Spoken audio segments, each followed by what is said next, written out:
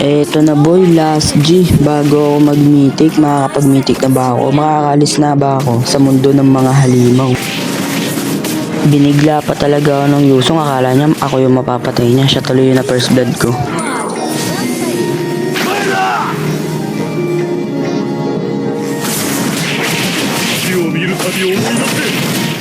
May turtle fight boss. Unahin natin yung Korean. Tama yan. Ay, ako na nga pipitas dito.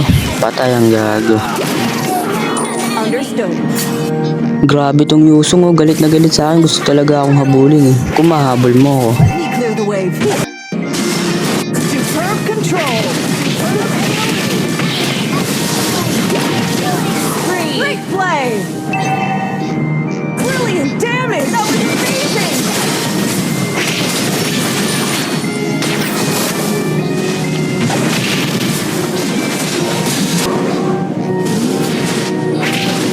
Etong Yusong masyadong mayabang to eh. Masyadong matapang to eh, no? Lumulusob mag-isa.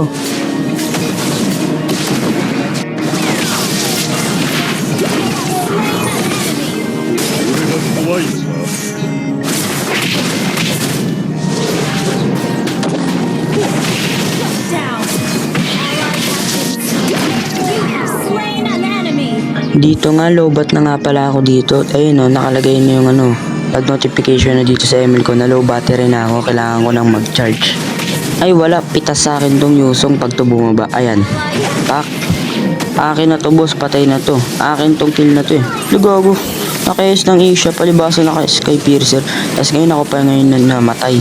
Ako pa ngayon yung masama.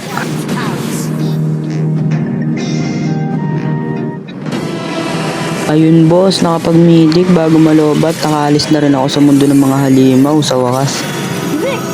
Ayan boss, oh, 6% na lang pala ako dito. Muntik na. Unlag na nga dito ng animation ng Legend to Mythic eh. Palibasa kasi palubat na ako eh, 6% na lang eh. Kaya hindi na maayos oh. Ayun oh, ang pangit ng animation. Pero okay lang yan.